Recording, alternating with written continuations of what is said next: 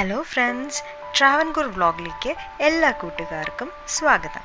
നിങ്ങൾക്ക് ഈ വീഡിയോ ഇഷ്ടപ്പെടുകയാണെങ്കിൽ ലൈക്ക്, ഷെയർ, സബ്സ്ക്രൈബ് ചെയ്യുക. തൊട്ടടുത്തുള്ള ബെൽ ബട്ടൺ അമർത്തി കഴിഞ്ഞാൽ ഞങ്ങളിടുന്ന വ്യത്യസ്തമായ വീഡിയോകളുടെ നോട്ടിഫിക്കേഷൻ നിങ്ങൾക്ക് കാണാവുന്നതാണ്. ഹായ് ഫ്രണ്ട്സ്, ഇന്ന് നമ്മൾ ഉണ്ടാക്കാൻ പോകുന്നത് ഒരു നാടൻ കൂട്ട് അവിയലാണ്. അപ്പോൾ നിങ്ങളിൽ പലരും പല രീതിയിലും അവിയൽ ഉണ്ടാക്കുന്നുണ്ടാവും. പല സ്ഥലത്തും, കേരളത്തിൽ തന്നെ പല സ്ഥലത്തും പല രീതിയിലുമാണ് അവിയൽ ഉണ്ടാക്കുന്നത്. അപ്പോൾ എൻ്റെ വീട്ടിൽ എങ്ങനെയാണ് അവിയൽ ഉണ്ടാക്കുന്നതെന്ന് എൻ്റെ അമ്മൂമ്മ തന്നെയാണ് ഉണ്ടാക്കി കാണിക്കുന്നത്.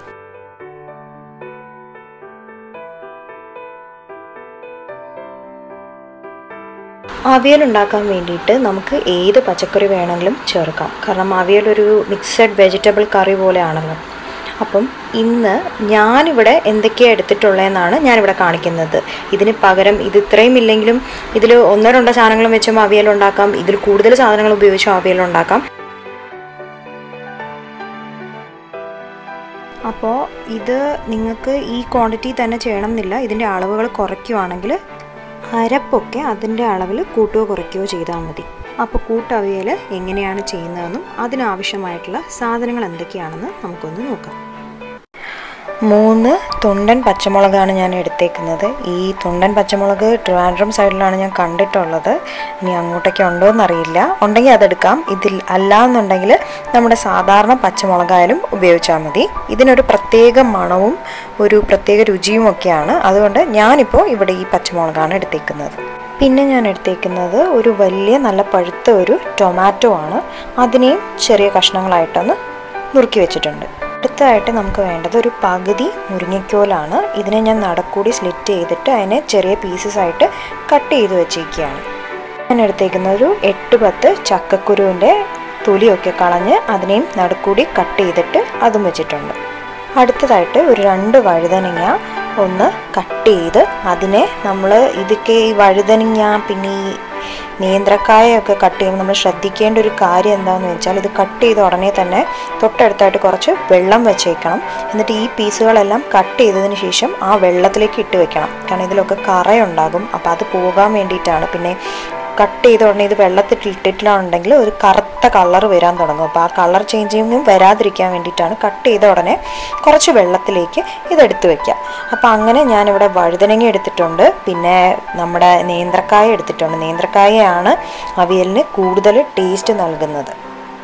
പിന്നെ ഞാൻ എടുത്തേക്കുന്നത് അമരപ്പയറാണ്.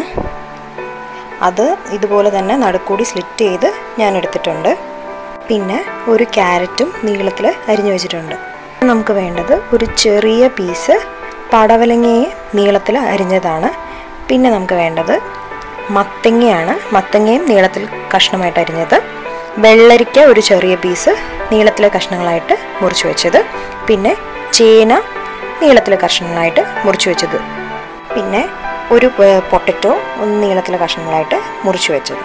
പിന്നെ നമുക്ക് വേണ്ടത് പുളിയാണ്. ഇത് നിങ്ങളുടെ പുളിയുടെ പുളിപ്പ് അനുസരിച്ച് വേണം എടുക്കാൻ. ഞാനിവിടെ ഒരു വലിയ നാരങ്ങ വലുപ്പത്തിലുള്ള പുളി എടുത്ത് വെള്ളത്തിലിട്ട് വെച്ചിട്ടുണ്ട്. ഒരു 10 മിനിറ്റ് ഒന്ന് ഇട്ട് വെച്ചിട്ട് അതിനെ പിഴിഞ്ഞെടുക്കാനായിട്ടാണ്. അവിയൽ നമുക്ക് തൈര് ഉപയോഗിച്ചോ മാങ്ങ ഉപയോഗിച്ചോ ഇരുമ്പൻ പുളി ഉപയോഗിച്ചോ എന്ത് പുളി ഉപയോഗിച്ചിട്ട് വേണമെങ്കിലും പുളിപ്പ് കൊടുക്കാവുന്നതാണ്. നമുക്ക് അവിയലിൻ്റെ അരപ്പിന് ആവശ്യമായ സാധനങ്ങൾ എന്തൊക്കെയാണെന്ന് നോക്കാം. ഇതിനായിട്ട് ഒരു തേങ്ങയുടെ പകുതി തേങ്ങ നമ്മൾ ചെറുകി എടുത്തിട്ടുണ്ട്. അതിലേക്ക് 1 ടീസ്പൂൺ ജീരകം, 5-6 ചെറിയ ഉള്ളി, 1 കുടം വെളുത്തുള്ളി ചതച്ചത്, 3 പച്ചമുളക്, പിന്നെ കറിവേപ്പില. ഇത്രയാണ് നമുക്ക് ആവശ്യമുള്ളത്.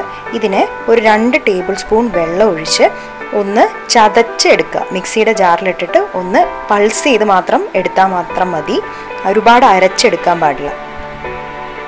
ഇനി നമ്മൾ മുറിച്ച് വെച്ചിരുന്ന അവിയലിൻ്റെ കഷ്ണങ്ങളൊക്കെ നന്നായിട്ട് കഴുകി വെള്ളമൊക്കെ വാർത്ത് എടുത്തതിന് ശേഷം അതിലേക്ക് നമ്മളൊരു 1/2 ടീസ്പൂൺ മഞ്ഞൾപ്പൊടി ചേർത്ത് കൊടുത്തിട്ടുണ്ട്.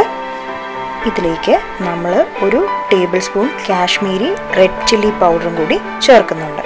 പിന്നെ വീണ്ടും നമ്മൾ ഈ കഷ്ണത്തിലേക്ക് 1 ടീസ്പൂൺ ജീരകം കൂടി ചേർത്ത് കൊടുക്കുന്നുണ്ട്. ഇതിലേക്ക് നമുക്ക് ആവശ്യത്തിനുള്ള ഉപ്പും കൂടി ചേർത്ത് കൊടുക്കുക. ഇനി ഇതെല്ലാം കൂടി കൈകൊണ്ട് തന്നെ നല്ലതുപോലെ ഒന്ന് മിക്സ് ചെയ്ത് എടുത്ത് മാറ്റി വെക്കാവുന്നതാണ്. ഇനി നമുക്ക് അവിയൽ ഉണ്ടാക്കാൻ പോകുന്ന പാത്രം എടുത്തതിന് ശേഷം അതിലേക്ക് ഒരു വലിയ ടേബിൾ സ്പൂൺ വെളിച്ചെണ്ണ ചേർത്ത് കൊടുക്കുക. ഇതിനായിട്ട് വെളിച്ചെണ്ണ തന്നെ ഉപയോഗിക്കണം, എന്നാലേ അതിൻ്റെ തനതായിട്ടുള്ള രുചി കിട്ടുള്ളൂ.